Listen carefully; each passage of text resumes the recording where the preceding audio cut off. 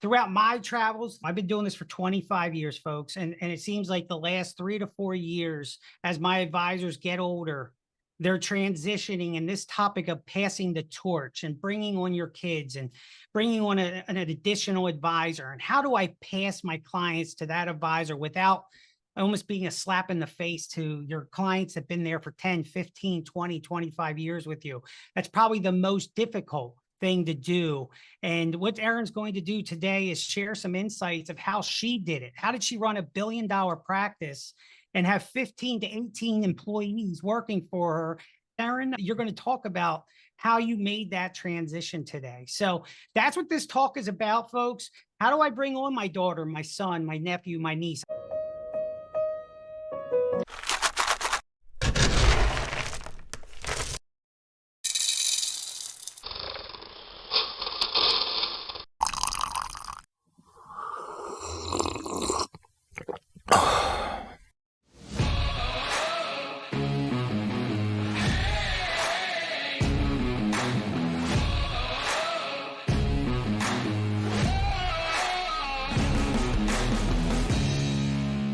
Welcome to another session of Coffee with Delzi, a 60-minute conversation delivering insights and best practices from industry experts and, more importantly, your peers from around the country to help bring the espresso to your practice. I'm your host, Matt Delzingaro, or Delzi for short, and I'm so happy for you to join me. But to join us and listen to one of the top producers during her time is when she owned her own practice, Mrs. Erin Botsford. Erin, welcome back to the show for the fourth time.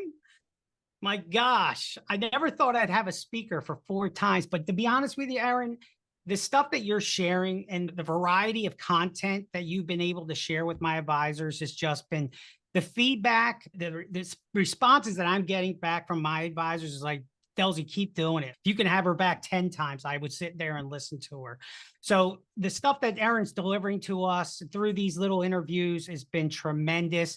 And I think throughout my travels, I've been doing this for 25 years, folks. And it seems like the last 3 to 4 years, as my advisors get older, they're transitioning in this topic of passing the torch and bringing on your kids and bringing on an additional advisor. And how do I pass my clients to that advisor without almost being a slap in the face to your clients that have been there for 10, 15, 20, 25 years with you?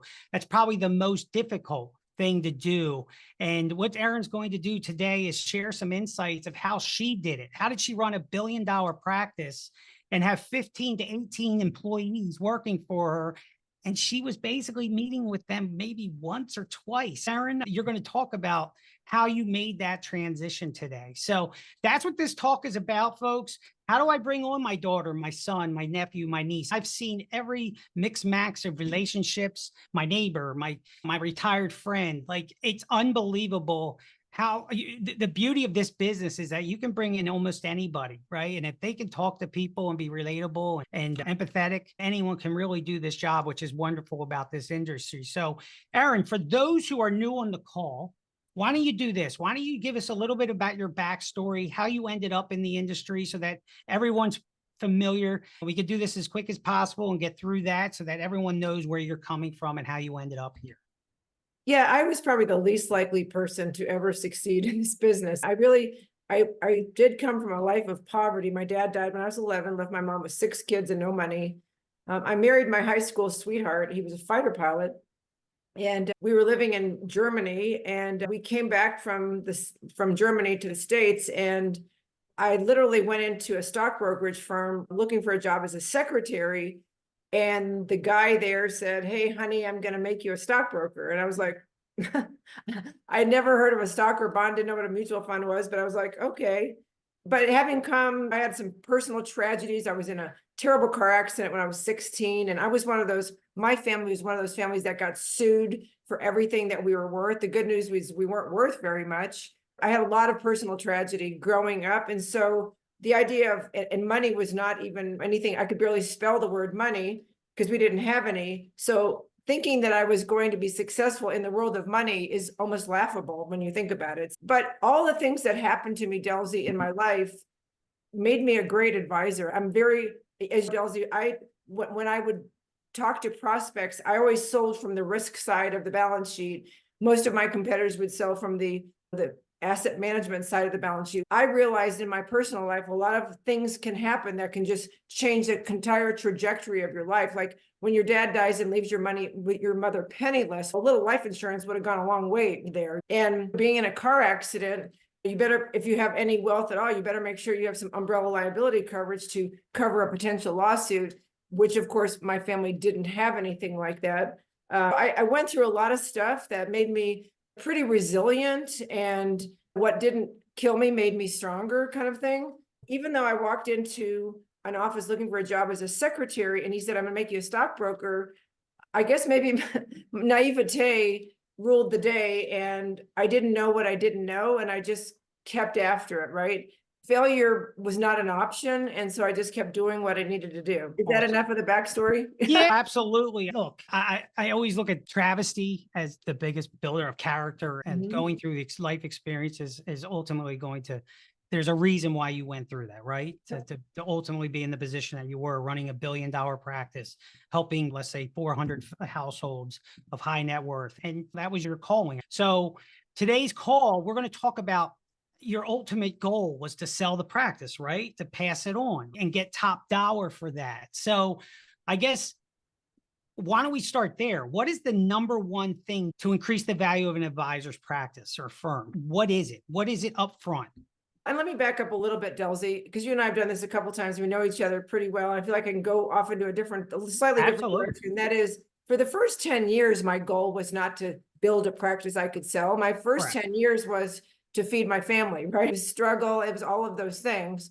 And I almost failed out of the business. So because we've talked many times, I decided to go get some business coaching. I ran into a guy who had gone from 300,000 to 3 million in 3 years. Right. So clearly he was doing something different from me. I was able to spend one day with him. And on the way home, his name was Paul. On the way home from that one day with him, this guy, Paul, he had me do two things. One, he had me read a book called The E-Myth Revisited. You've read the book.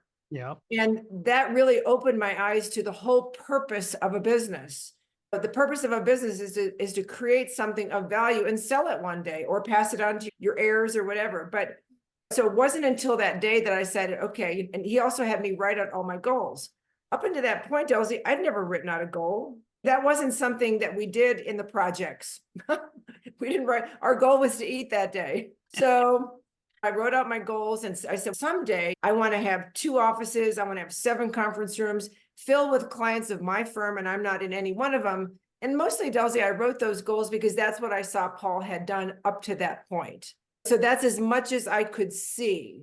Now, in hindsight, I wish I would have written bigger goals. I wish I'd have said, hey, someday I want to have 20 offices, 100 conference rooms filled with clients of my firm, and I'm not in any one of them, because now I realize that's what would have happened. So one takeaway is the power of having written goals. I can't even stress that enough. And so the other thing that in reading the E-Myth was this idea that we are probably one of the only industries where, okay, let me back up and say, most other industries actually hire other people to do the work of that industry. So one of my very good friends, she's a fancy girl. She owns a plumbing company, a huge, I don't think it's international, but certainly a national plumbing company. How often do you think she's gone down and fixed toilets? Never. She hires plumbers to do the work of the business. Dentists, they hire people called dental hygienists to do the work of that business. Oh, thank you, Blake, for throwing that up there. Okay. Doctors, they delegate to their nursing teams. I've been going to one specific doctor in my hometown in Texas. Last week, I met him for the first time. I've been going to that practice for 5 years. Attorneys delegate to paralegals. So these other people actually do the work of the business. And for some reason, that message just has never made it to our industry. And in our case, the work of the business typically is doing client reviews, right? That's the maintenance work of the business. The dentist has the hygienist to do the maintenance work of that business. And I'm here to tell you that you can hire people to do the maintenance work of our business as well. So that I guess that's the crux of this whole presentation, right? Is that how do we get to that point where how do client or advisors build the confidence to say, hey, you're not going to meet me anymore. This is a maintenance meeting. You're going to go and do the review with Sally or Joe or whatever. How do you get to that? First of all, you have to make a decision, and you have to take, again, after that one day with Paul, I said, okay, someday I want to be able to sell my company and I want to get top dollar for the firm. And then you have to back into it and say, okay, in order to get top dollar for the firm, what does the firm need to look like on that last day? And what I learned is that if the firm depended on me to show up every day, to meet with every client, it would actually have very little value in the marketplace. And it was demonstrated on the day I sold my firm. The buyer of my firm bought another woman's firm. She had the same amount of AUM as I did.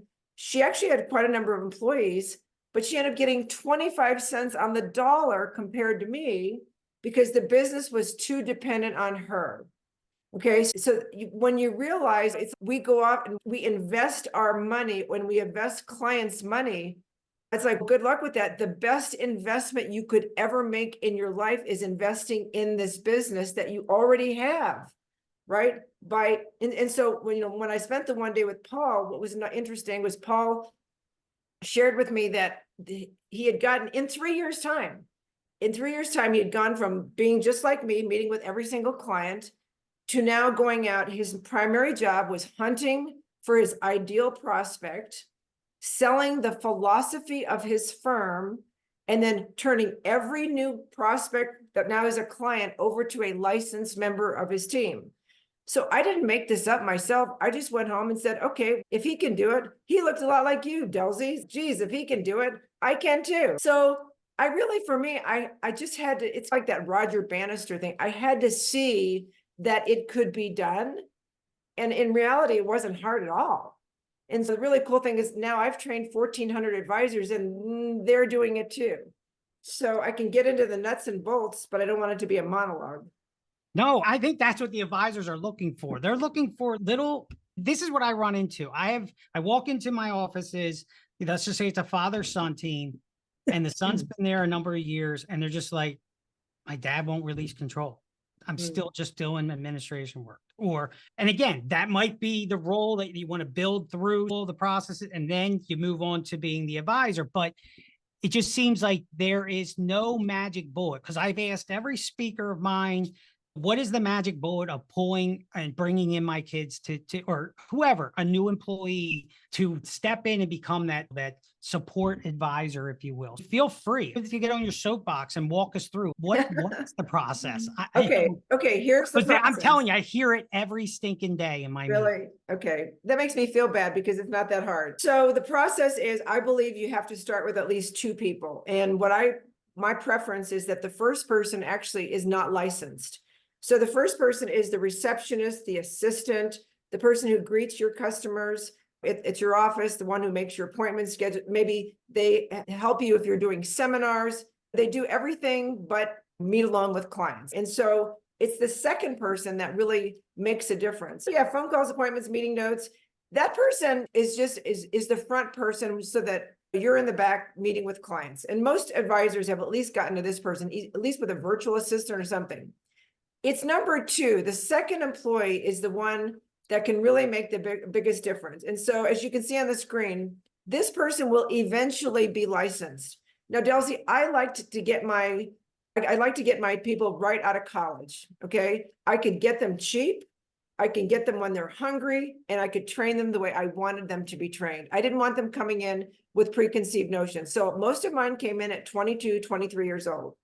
And so you don't have to go out and hire a PhD from, Wharton in order to have this person be successful. In fact, I wanted them to be smart, but likable, affable, right? Because as Delzi, our business really is a people business. And if you can be funny and lighthearted and stuff, people don't want to work with a robot. So I wanted to get nice people who are also smart.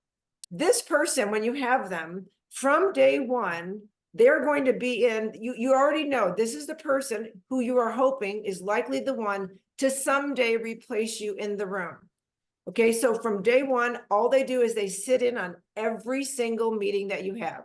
They sit in, they take notes, okay? And they're the ones that at the end of the meeting, they're going to prepare the paperwork for the meeting. They're going to send people like applications. They're going to do all the follow-ups. They're going to do everything. They're listening to what the advisor says. Because the biggest fear the advisor has is leaving them alone in a room with people. What if this person screws things up? That's the reason people don't take this step and don't do this, right? The number one thing with this person, okay, and they're meeting with your A, B, C, and D clients with you. They're like your right-hand person. But the number one thing that you have to do is after every meeting, you say bye-bye to the clients, or you click off the Zoom call or whatever. Then you say to this person, tell me what happened in the meeting. They need to come back and articulate back to you what they heard. In particular, you're looking for them to recognize what an objection is and how you overcame objections. Okay? Because that is the only thing that this person needs to know, because primarily you're not typically asking this person. This person is not going to go out and be a hunter. It's your business. You're going to be the primary hunter, but someday you want them to be able to sit alone in a conference room with this person and not blow up the relationship. Excuse me. And the only way they're going to know what would Delzi say, what would Erin say, is if they've heard you say it. Yes, it is an investment. You're going to have to hire somebody and pay their salary in order to get this done. Year one is all about training. And again, on the screen, it says, never be in a client or prospect meeting alone. Have this debrief of 5 to 10 minutes. Tell me what happened in the meeting. And then this person's going to be doing all the servicing. I had a written download of the meeting. This is what happened. It was very formal. I teach my advisors why it's important to have a formal download of the meeting. And then they would do all the paperwork and all that stuff. Now, the magic happens in year 2. Okay. So hopefully most of your advisors have segmented their clients into A, B, C, and D. Okay. So in year 2 now with this person, now this 22-year-old might be 23. Okay.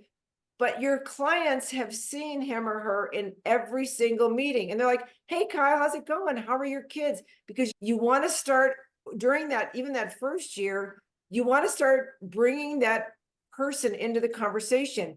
And especially you want to start transferring or passing your credibility onto that person. Okay. But in year 2 is where the magic happens. So the idea is that the first people you're going to assign to this person are the C and D clients. But you're not going to just sign a piece of paper and say, here, go. After 1 year, you're trained. Good luck. You're not going to do that. Not if you don't want to blow up your business. So in year 2, when you have a C client or a D client come in, okay, write these things down, pay attention. In year 2, it's the first meeting of year 2. You're going to do the meeting exactly as you did the last year. You, Delzi, are running the meeting. The person is taking notes just like they did last year. But you're going to start asking, suddenly your memory's going to fade a little bit. You go, God, remind me, what do we recommend for that? Or what do we do in this? Or how do we think about that? Or you're going to be bringing them more into the conversation. You're going to be passing off your credibility to this person. Okay. The next meeting, it's next quarter or 6 months from now or whatever. Okay. The next meeting, all you're doing is switching seats.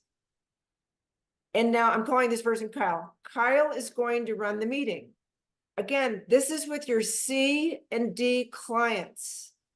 Maybe your D clients, you've already done a partial book sale or something, but these lower end clients, because these are the ones that you're going to transfer first to, I'm going to call this person Kyle. In that second meeting, Kyle's going to run the meeting. Think about it, Delzi. These people have now seen Kyle for 1.5 years in every meeting.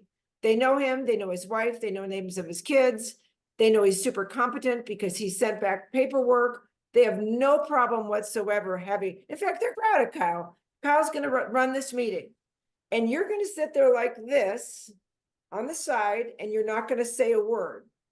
And if the people look at you, they're maybe asking themselves the question, should I take that recommendation? You're just going to go slight nod of the head. Okay. And the third meeting, you are conveniently late. Now, we would never, I don't believe in lying. So I'm not going to say, oh, geez, I got stuck in traffic. No, so what happens is, again, this is a C client, a D client. What happens is you walk into the meeting started at 2:00. Kyle's going to say, hey, he's running late. Would you mind if we got started? No, let's go ahead and get started. They're used to having Kyle in the room. You walk in about 45 minutes into the meeting or shortly before it would be ending. And you walk into the room and you're like, oh my God, how you guys doing? So sorry I'm late. Because you are sorry you're late. You're just not going to give a lie excuse. And then Delzi, this is the magical, okay? This is the $1 million trick. And I rarely ever tell this on, but I love you so much, I'm going to tell you. The $1 million trick is this. You walk into the room and you look for a signal, okay? I don't have a pen with me right now, but I do have a lipstick. Nice. When you walk into the room, Kyle's going to give you a signal. If everything's going okay, Kyle's going to put his pen on the right-hand side of his piece of paper. That says everything's going great. These people are happy. They're buying off on all this stuff. They're good. And you look for the signal. Oh my gosh, it was so great to see you guys. Everything going good? How are the kids? Yeah. And you walk out. But if Kyle takes the pen and he puts it on the top of his piece of paper, on the top, that's a signal to you that says, I could use a little help. You look for the signal, you pull up a chair and say, so what have you guys been talking about? And that gives Kyle a chance to bring up, we were recommending that they buy X, Y, or Z, and they had some questions about that. Oh, really? What are your questions? And then I can overcome the objections. Okay, that's it. 3 meetings. And then the next meeting, you don't make any announcement whatsoever. You're just not there. Okay, does that make sense? No, So absolutely. That's year 2. In year 3, you get rid of all your B clients. I'm gonna say get rid of them. You pass on the servicing of those clients to licensed members of your team. Typically, in this case, Kyle would move up to the B clients. We would bring somebody in to do the C clients. I did it 3 times. In my case, it was Kaylen, Kyle, JP. Those clients got passed off 3 different times and they were delighted. Not one client ever complained. Nobody even noticed that it happened. It happened, right? And the interesting thing is, advisors think, oh my gosh, what is that going to mean? What is it? Clients want to work with a growing firm. They take comfort in knowing that the business isn't all about you. They see you, advisor, the advisor that's getting older, you're 60, 65, 70, and they wonder, what happens to my money when something happens to you? They want to work with a larger firm that has a succession plan and that has some continuity. So the clients think about this. And the sad thing is, you should have a plan. If you're not going to do it for yourself, do it for the sake of your clients, that they know they're in good hands. They'll never have to go anywhere else. I sold my firm 7 years ago. Not one client has left. Okay, because they didn't rely on me. They bought the philosophy of the firm. That philosophy still exists today, and they're being well served.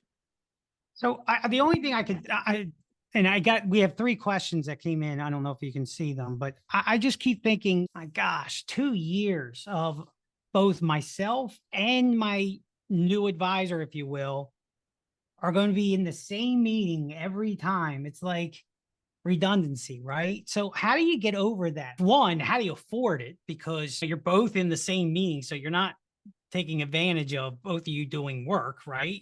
So like you talk about revenue solves all problems, right? So how do you figure that out? How am I going to afford someone that's going to be in every stinking meeting with me? You know what I'm going to say to this, right, Delzi? No, I know you are, but I want to make sure the people hear it.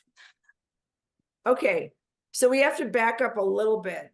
And what I teach people is this. So at your current level of business, you have a current amount of revenue. And so your choice is to take some of your revenue, which nobody wants to do, and invest it in your business through a person, through hiring people. Right. My theory is, why not create a new revenue that never existed before and use that revenue to hire these people. Then you're not out anything, right? I'll give you an example of one of my students. Her name is Bridget. She started last September, so it hasn't even been a year. Her new revenue source was financial planning fees. She'd never charged for a financial plan before. She took my course, and then I'm really adamant about charging for your wisdom. And especially if you want to move up market and work with higher net worth people, they expect to pay for your advice. And you're not even credible if you don't charge. Well, Bridget, between September and December, brought in an additional $100,000 in revenue that she never had before. So that gave her, she said, Erin, instead of spending it, I dedicated, she actually has a separate side fund. That's going to be the investment of people to help me grow the company.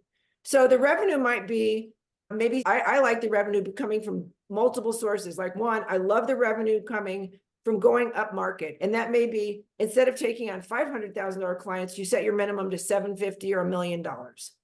I teach how to get $10 and $20 million clients, and they're out there, they're everywhere. So increase revenue, because as you said, Delzi, I always say revenue solves all problems, or it can. And so increase revenue. And then a lot of advisors, they're only selling one product. Maybe they're only selling annuities. They're only selling life insurance. They're only selling AUM. But what if I always say a one-legged stool is a very wobbly thing. So if you take a stool that has 4 legs, you've got financial planning fees, AUM fees, insurance, annuity, long-term care, you put extra legs on, it becomes a much more stable business, and it does generate and create the revenue you need to hire those people to do that stuff in your business. So we have 4 questions in, I think are fantastic questions, but I want to make sure we're clear on that as you talk about revenue and charging fees. And I think I saw through your training or whatever.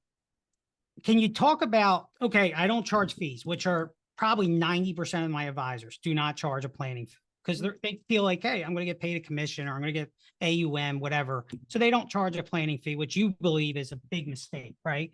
And you teach that in your course on why. But what are your thoughts on existing clients that you never charged a fee?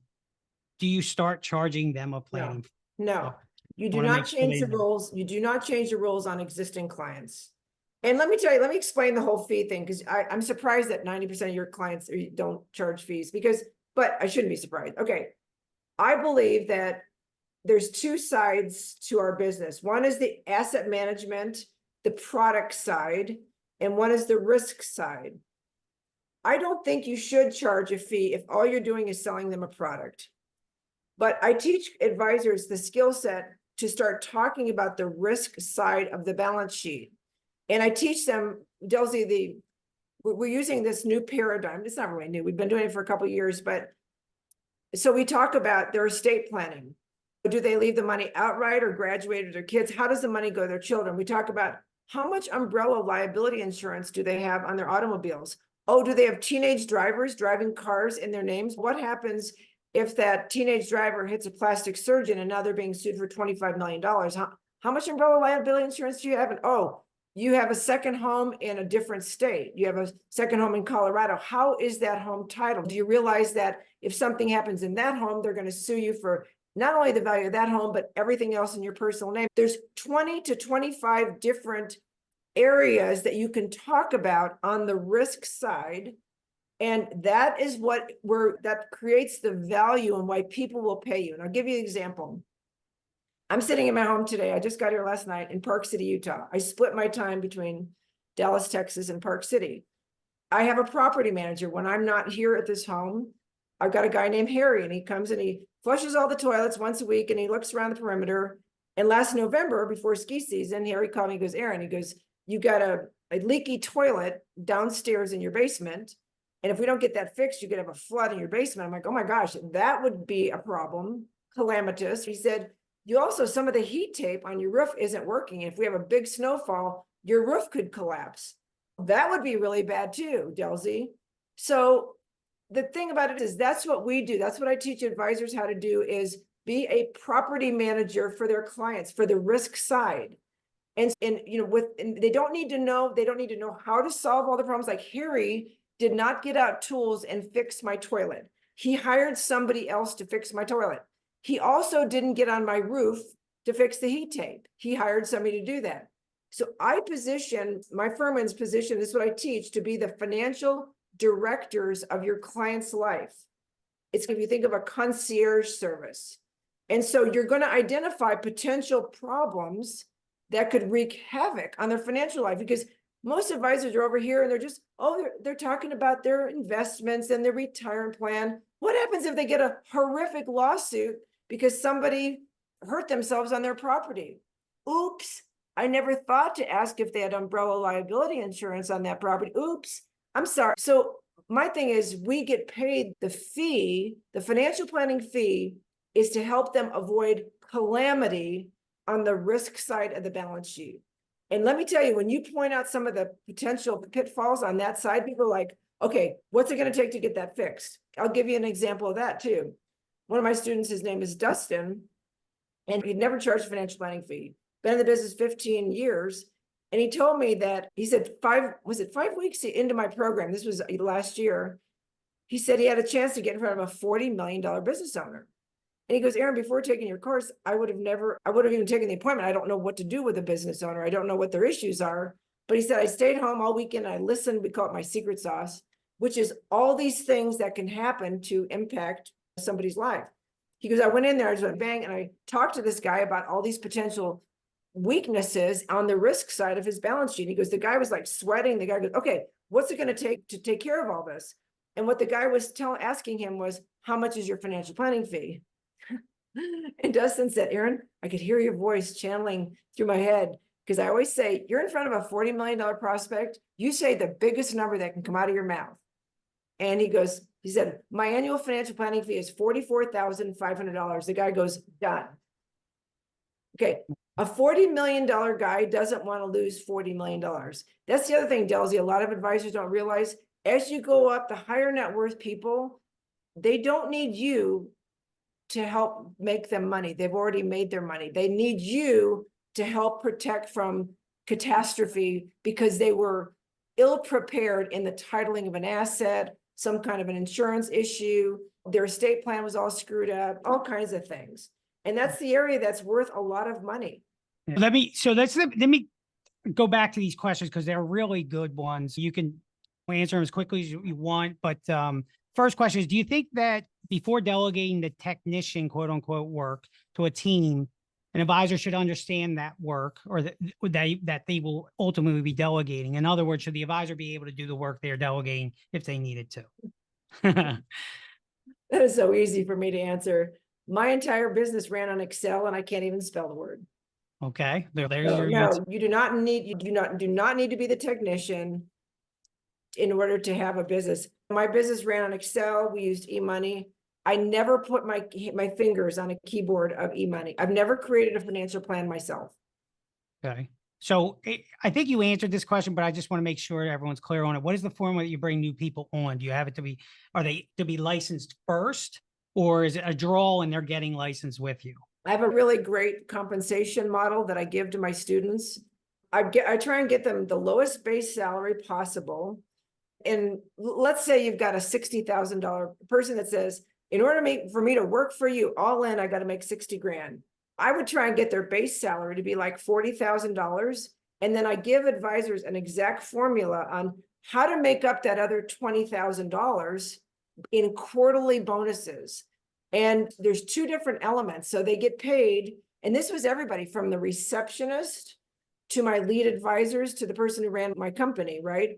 Everybody, every quarter, because I wanted them to be laser focused as a team on how much new AUM came in that quarter and how much total revenue we did that quarter. And there's a lot of psychology around both of those things. But essentially, I never wanted anybody off on an island there, and their compensation is very different. I wanted them all in the boat, rowing the oars in the same direction. And it worked out marvelously. And interesting enough, Delzi, every person that I hired is still at the firm, and they use the same compensation model. So That's awesome. That's awesome. Hopefully we answered that question. So I love this question. How do you assign clients to multiple advisors in an equitable manner so that all the advisors feel that they're being treated fairly? if you do the compensation model that I use, it doesn't matter. Okay, so the compensation, and so the way I did it was like, if my lead advisors, they were all essentially on the same formula, right? For instance, you have some client, I assign them based on the personality traits of the client. Because you have some clients that come in and they want to have spreadsheet wars. So I would assign them to Brad or Zach, okay? I have some clients, sales guys, they just bottom line it for me, bottom line it for me. They don't want to have all the details. I would assign those guys to Blaine or to Kyle or something. So it was really based on the personality traits. But since everybody was in the boat rowing in the same direction and everybody was focused on firm revenue, firm AUM, it really didn't matter. I made sure that it didn't matter. They all worked really hard together because if Blaine won, Kyle won. If Zach won, Brad won. We all won as a result of working with XYZ client. So I'd never segregated them into this or that. So you don't care how much of the assets that advisor was seeing versus the other one, I guess. From a workload standpoint, you don't want to have one have 10 and one have 89.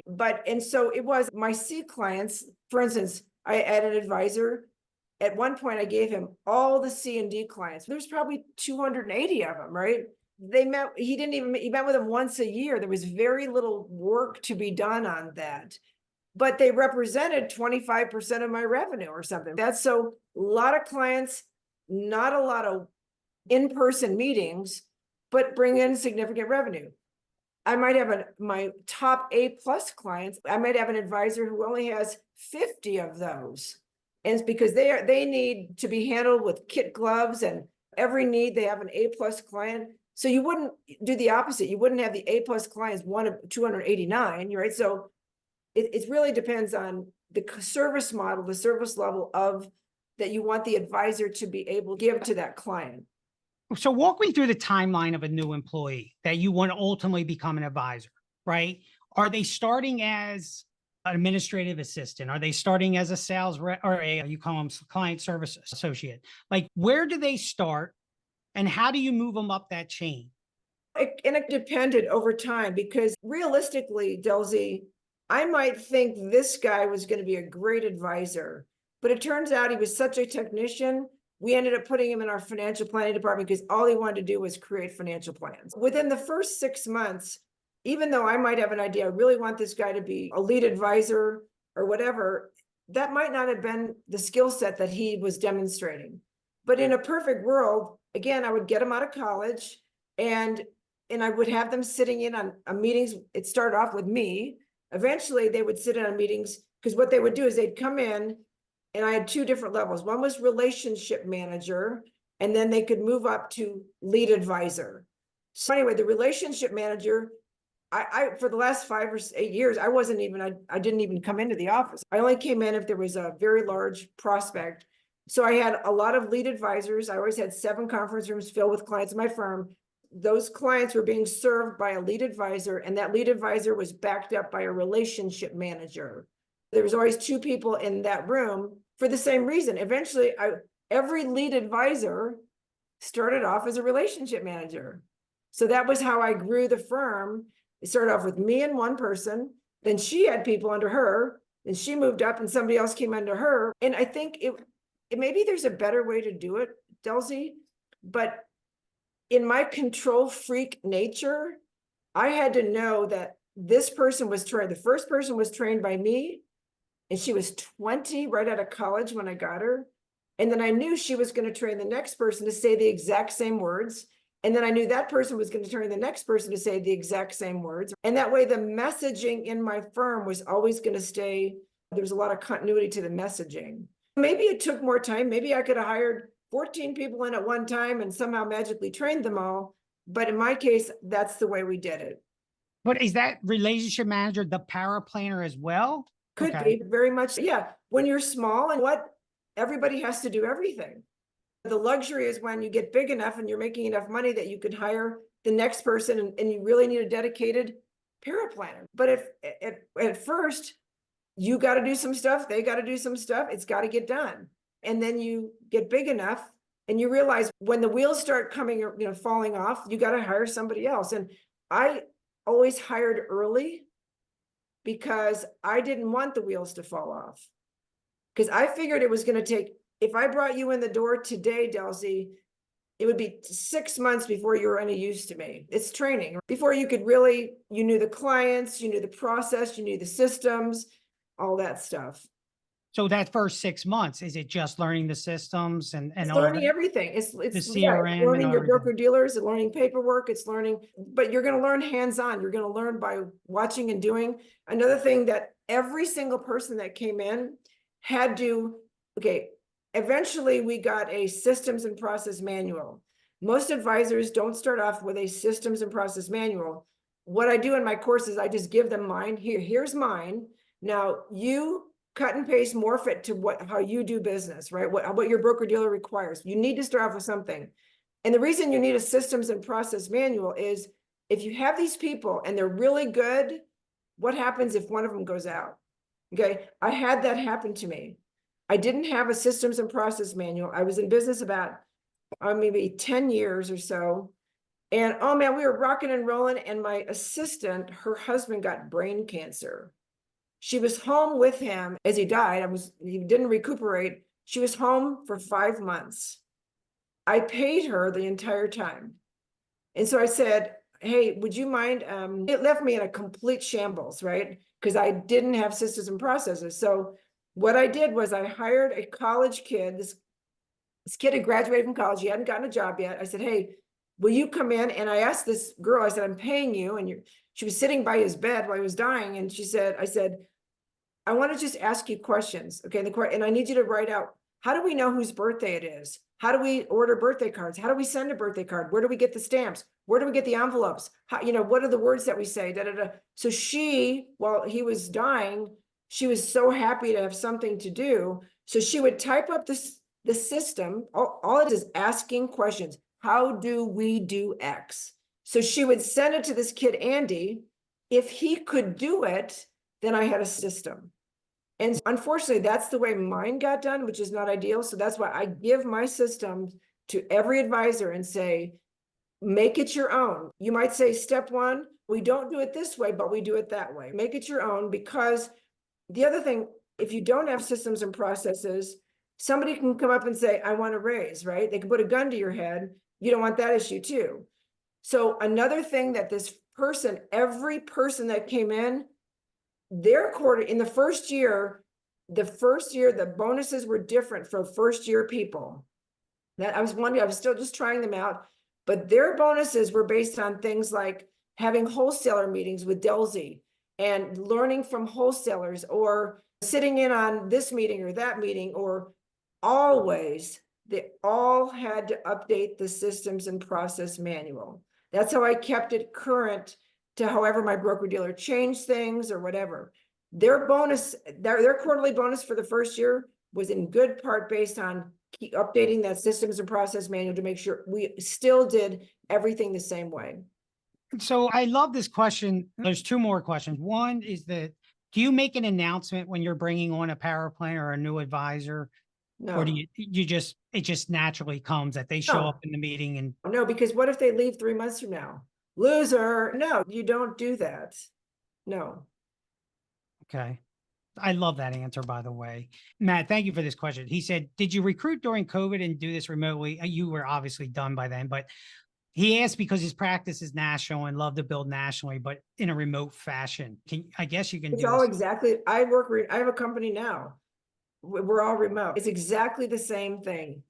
Well, I will say, interacting with prospects and clients remotely, there are some nuances, and I teach the nuances. Like, Delzi, if you and I were on a call together, okay, you're my assistant and we're on this call together, okay, and I want you to run the meeting.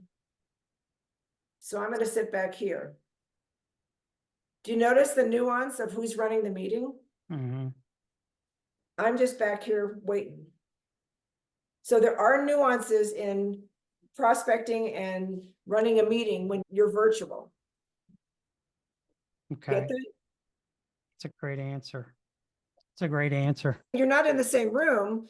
And when you're in a room, it's very easy to control the perception by switching seats. Now you're going to be in the seat that runs the meeting, and I'm going to be sitting on the side. How do you do that virtually? I just did it virtually. I want to, let me close with this because we're coming down to the hour, and I just want to make sure, folks, for those who are new to watching my show, if you will, and this topic was the one that brought you on, just remember my channel is Coffee with Delzi on YouTube. You're more than welcome to jump on and see some of the replays. One of my most watched is Erin's first interview with how she closes top high net worth clients in one appointment. But more importantly, I wanted to show you because, again, look, this is her class that I wanted to show, and I can't believe I didn't have it set up. While you're doing that, I'll answer some of the questions. How about that? Yeah, go ahead. Okay. I think we answered them all, though. There was one in here. It says, we don't want it to be a bait and switch for clients. What language you use? So clients, interestingly enough, clients don't feel that way. We think clients are going to feel that way, but I want anonymous attendee, whoever you are, I want you to think about your C&D clients. You have a couple of choices. If you want to grow your company, you can't have thousands of clients and it's just you. Okay. It's just, you run out of time. So that's why most people segment. They've got their A, B, C, and D. They want to replicate more of their A, right? Typically, that's what we want to do. But they love their C and D clients because their C and D clients were those that were with them when they started. I never fired a client. And the C and D clients need to be served, but they just don't need to be served by you. And they're so happy because you don't really want to meet with them anymore. You might like them, but you've already gotten all the money you're ever going to get from them. It's an hour of your time. You're like, oh my gosh, all these other things I could be doing. When you introduce them over this time, you take this process. It's not like, here's your advisor, I'm out.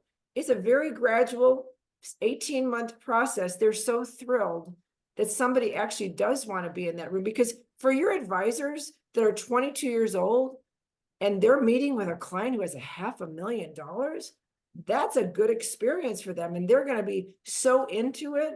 And the clients are going to recognize that they're really being treated versus you're like, oh, great to see you. Is there anything I can do? Okay, great to see you. We'll see you next year. It's just a perception, and they want to be cared for. And those people that you bring on, these will be great clients for them. And they will love that they're getting the attention, and they get immediate callbacks from that person. They're not last in line to get a callback. So that's one that it's hard I love to have dialogue with people, but if I'm answering that question, that's what I would say. It's not a bait and switch at all. They feel very well cared for. Yeah. Can you see my screen, by the way? I do. I see your screen. The thing about the elite assistant and training an assistant, like creating your own programs and it sounds like a big headache, and you're like, I'm never going to get around to that. Especially if I'm 50, 60 years old, I'm coming down to the bottom. My kid can figure that out. And going through this class and looking at the different things, you have every stinking thing laid out in your training program. The simple thing like birthday gifts and like having the template for it, where to go, how to, like those little things that I don't know. I like the champagne bottle gift examples, how to create it, how to stay in touch with everything is done in these modules, and your assistant for 20 some years runs the entire program right on this part of so I was blown away when I went through the class and I was checking it out and see what the elite and assistant would go through to learn all this stuff. And you spoon feed it basically through this program. So and if advisors, I wanted to share that. I was going to say, Delzi, we do have a module. If advisors just want me and my assistant to train your assistant, they can buy that part of the course by itself. Oh, I didn't know that. Okay. Yeah, they can. Eventually, we make it's very cost effective just by the whole program, because I want advisors to get ahead. There wasn't a training like this when I started off, and I wanted to make it affordable. The Delzi price is $3,999. If you don't have, that's for the whole program. I think the assistance program is like $2,900, so you might as well get the whole program. But we'll train your assistant if that's all you want. And I want to make sure that they know where to go, Delzi. It's www.erinbotsford.com/brighthouse. I believe if you want to put up I'm showing it right now. There it is. And we have payment plans. I think $1,000 gets into the course. And I believe the guys are going to have an office hours next week. Or you can just, request a private call, see if this course would be good for your business. We don't have to be a hard sell. We've got a very large amount of advisors who are coming to our program because they don't want to have to figure it out on their own. If it's something that appeals to you, again, if you went just retail and you signed up on the retail, it would be $10,000. The Delzi price is $3,999. Blake, if you want to do, put up the website though, and make sure Yeah. they know where to go. No, that'd be I- great. But yeah, Delzi, I think the number one thing advisors should be doing is building out their firm. Oh, that's what, okay, Thursday, June 13th. We're having, we call it office hours. And if you want to know more about the program, the guys go through a demo and you can find out whether it works for you. You can get pricing on the different courses if you want to buy standalone. But it's been transformational for a lot of advisors, and we're very proud of what we built. In Erin, addition- I thought the 22 disturbing questions that you used to get them to pay a fee, that's your bread and butter of this. I thought that was the best part, but now I'm looking at it and going, my gosh, this assistant thing and bringing on your next of kin, if you will, and just building the practice and getting top dollar, being that it's not based on you. You have a team of folks that are around you. That's just quite essentially why you got top dollar for your firm, is that you weren't the end all be all of the practice. You could leave and that the practice would be sustainable. Yeah, and that's what the buyer looks for. The thing about it is our program is really good. It's really good for a brand new advisor. So advisors, if you are looking to bring your son, your daughter, your niece or nephew, get them trained. And there's no training out there like this, I can promise you that. A new advisor, it's just essential, quintessential for. The other one is somebody whose practice is stuck. They're between the 500,000, $1 million. They'd love to be $1 million producer. They'd love to be a $2 million producer, but they just don't know how to get there. They're stuck. Okay. The program is really good for that advisor. And then the one it's really good for too is anybody, if you're within 5 to 10 years of an exit and you would like to improve the odds of getting top dollar for your business, it's essential because there are essential things that the business needs to look like in order for somebody to come in and give you top dollar, a high multiple. And it's just, to me, I don't understand why you wouldn't do it. It's the single greatest investment you could ever make in your life. You can get 8, 9 figures for this business if it's positioned correctly. So I don't know why you wouldn't want to make sure that it is, rather than just close the doors and say, it's been a great run. I hope I saved enough money.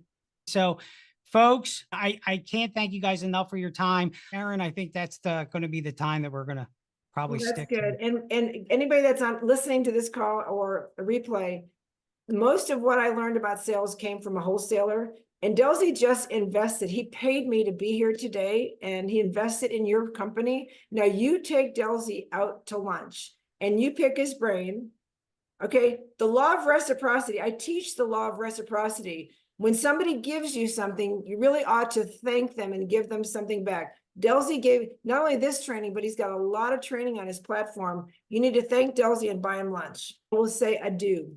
Adieu. Thank you so much. Thanks, folks. Enjoy the rest of your afternoon.